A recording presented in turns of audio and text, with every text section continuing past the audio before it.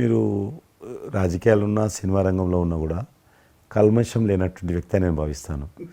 ఎవరిని పల్లెత్తు మాట అన్నారు, ఇంట్లో అన్నారు అనుకుంటే బయట అన్నారు అనుకుంటాను. పార్టీ పెట్టినప్పుడు కూడా ఎవరన్నా అక్కడక్కడ రాజకీయంగా అన్నా కానీ మీరు వ్యక్తిగతంగా అందరూ గౌరవిస్తారు ఈరోజు ఏ పార్టీలు ఉన్నప్పుడు కూడా.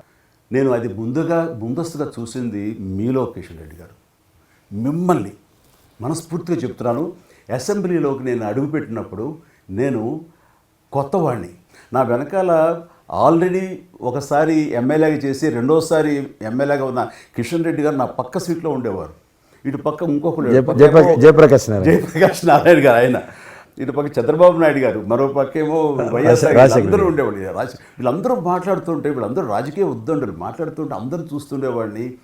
అక్కడ నాకు వచ్చిన షాక్ ఏంటంటే, ఫస్ట్ ఒకళ్ళు దుయ్యబెట్టుకుంటూ తిట్టుకుంటూ అసలు దుర్భాషలు ఆడుకుంటూ కొట్లాడుకునే పరిస్థితి దాకా వస్తూ ఇక ఫినిష్ అయిపోయింది, ఇక ఒకళ్ళొకరు మాట్లాడుకోరు, ఇంకా వీళ్ళు దీర్ఘకాల శత్రువులు వీళ్ళు ఇంకా అనే ఫీలింగ్ వచ్చింది. ఇలా ఉంటుందా అని.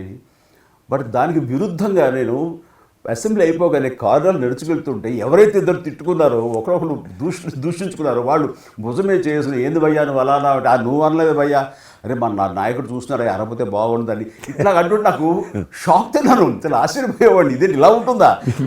మీ సినిమా ఫీల్డ్ కంటే ఎక్కువ నటులు ఉంటారు, మీ సినిమా ఫీల్డ్ కంటే ఎక్కువ నటులు రాజకీయాల్లో ఉంటారేమో అలా అనిపిస్తుంది నాకు. అక్కడ అలాంటి పరిస్థితుల్లో ఒక నిబద్ధతతోటి ఇష్యూ బేస్డ్గా మాట్లాడుతూ తను అనుకున్నవి నిర్దిష్టంగా చెప్పగలిగేటటువంటి నాయకుల్లో మిమ్మల్ని అబ్జర్వ్ చేశాను. మీరు ఎక్కడ ఎవరిని దుర్భాషలాట నేను చూడలేదు, ఎవరిని పౌరుషంగా మాట్లాడటం చూడలేదు, ఎవరిని ఎద్దేవా చేయడం రెడిక్యూల్ చేయడం నేను చూడలేదు. మీరు ఎంతసేపు ఇష్యూ బేస్డ్గా మాట్లాడేవాళ్ళు, స్ట్రాంగ్ వాయిస్ చేసుకుని మీరు అనుకున్నది అది ఎంత కరెక్టు, ఎలా అన్యాయం జరుగుతుంది అని ఆ ప్రజలకి మద్దతుగా ప్రజల తరపున నిలబడి మాట్లాడిన నాయకుడుగానే మిమ్మల్ని చూశాను. నేను ఇప్పటికీ అలాగనే ఉన్నాను.